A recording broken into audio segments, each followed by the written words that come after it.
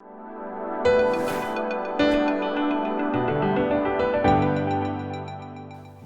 to Rambam in Depth. Today we're going to be discussing the Rambam Hilchos Melachim, Perek Aleph, Halacha Aleph. This is the last class for this cycle of the learning of the Rambam, and it's the very last of the 83 sections into which the Mishnah Torah is divided. The Rambam says as follows: Shalosh mitzvahs nitzavu Yisrael b'shas knisasan la'aretz. When the Jews entered into Eretz Yisrael, they were commanded 3 specific mitzvahs. One of them is limnes lahem melech, to appoint a king. The second is lahachar zar shel Amalek, to wipe out the seed of Amalek. And the third is v'livnes lahem beis habchira, to build for them a beis habchira, a Beis Hamikdash. And he quotes a pasuk in Devarim, shenemar, as it says, l'shichnai sidurshu, you shall seek the place in which he will dwell, ubasa shama, you will come there. And later on it says you will bring your sacrifices and so on. So here the Rambam establishes that the mitzvah to build a Beis Hamikdash is based on that pasuk in Devarim. And the Lechem Mishnah, one of the commentators of the Rambam, asked the very obvious question. If you learned Hilchos Beis Habchira, we know that the Rambam opens up by saying that the mitzvah is to build a bayis l'Hashem. And how do we know this? Shenemar ve'asu li migdash. He brings the pasuk in Chumash Shmos, ve'asu li migdash, make from me a migdash. So why does the Rambam change the pasuk from which we derive the chiyuv, the obligation to build a Beis Hamikdash? So there are several approaches to this. Rabbi Yoshe bar Soloveitchik explains it as follows, but by first prefacing another contradiction, or apparent contradiction. The Rambam, Hilchos Beis Habchira, Perek Vav, speaks about how Shlomo HaMelech sanctified the Beis Hamikdash, and that Kedusha lasts forever. So the question is asked, there's a Gemara in Zvachim, Daf Chav Daled, that makes it clear that David Kiddush, that King David previously sanctified the Beis Hamikdash.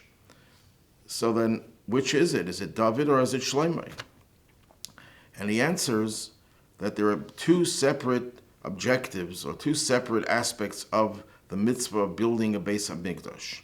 One is the building, the structure, the Mikdash.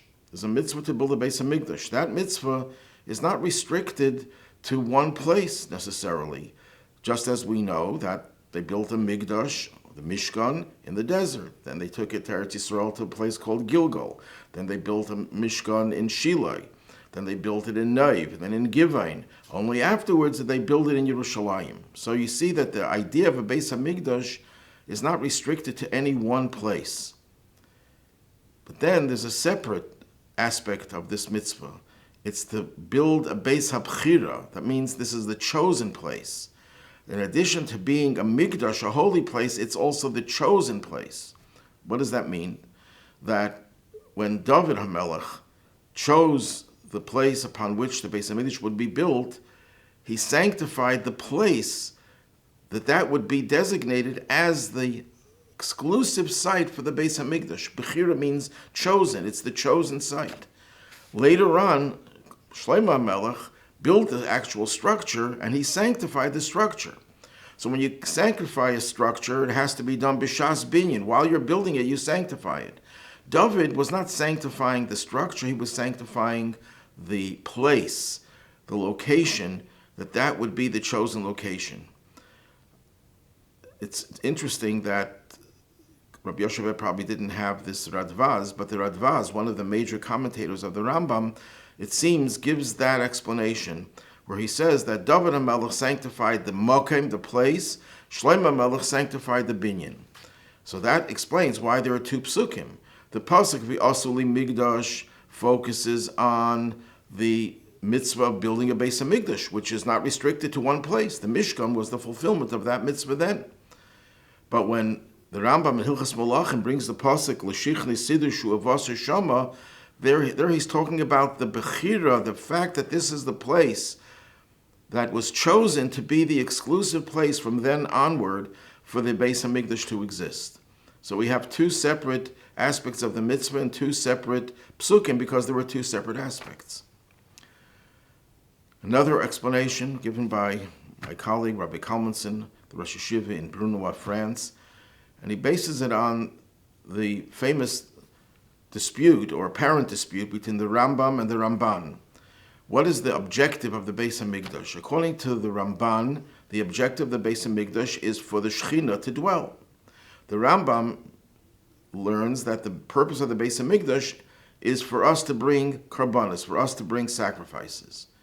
And the Rebbe explains that the Rambam doesn't disagree with the Ramban essentially, because the Beis Hamikdash, as he says in the beginning of Hilchos Beis Hamikdash, Ba'asli Migdash, there he says that there's a mitzvah asay laseis bayis laHashem, that the mitzvah is to build a bayis for Hashem. That means for the Hashem to dwell there.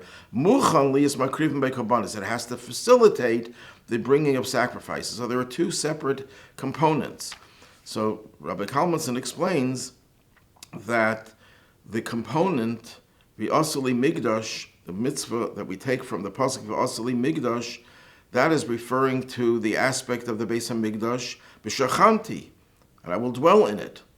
The mitzvah over here that the Rambam refers to in Hilchos Melachim, l'shichni siddur shu'ah v'asar shama, right after that it says, and you will bring the sacrifices there, refers to the aspect or the objective of the Beis Hamikdash for which to bring karbanos.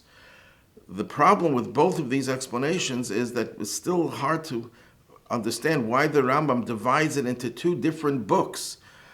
One is in the book of Aveda, Hilchos Beis Hamikdash, and one is in Hilchos Melachim, of the book called Shoftim. Why doesn't he consolidate the two aspects of the Beis Hamikdash? So I think of a third way which might answer that difficulty. There's another seeming contradiction in the Rambam. Is the building of the Beis Hamikdash a private mitzvah? Every individual has the mitzvah? Or is it a chayvas tzibur, an obligation on the community? The Rambam seems to say both. In Sefer HaMitzvahs, the Rambam gives an example of a chiyuv on the tzibur, on the community. He gives as an example the mitzvah of building the Beis Hamikdash. Yet in Hilchos Beis Hamikdash, in the first chapter, Halacha Yud Beis, he says it's a mitzvah for everyone, man and woman, to participate in the building of the Beis Hamikdash. So we see it is an individual obligation.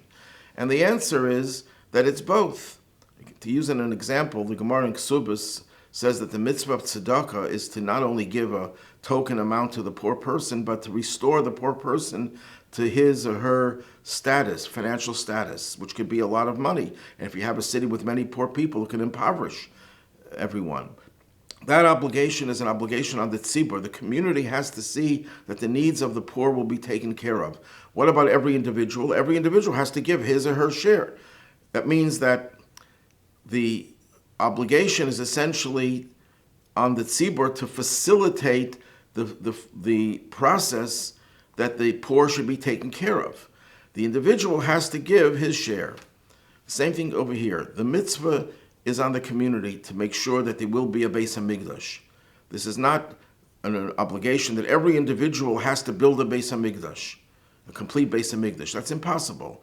But once the obligation of the tzibur takes fold, then it's incumbent upon every individual to do his or her share. So that could be the difference. In Hilchos Beis Hamikdash, he's talking about the mitzvah that every Jew has, because he's talking about mitzvahs that apply to every Jew. Asli Migdash v'shachanti b'seichem refers to every Jew has to build a Beis Hamikdash in terms of participating in one way or another, actually building or contributing to it.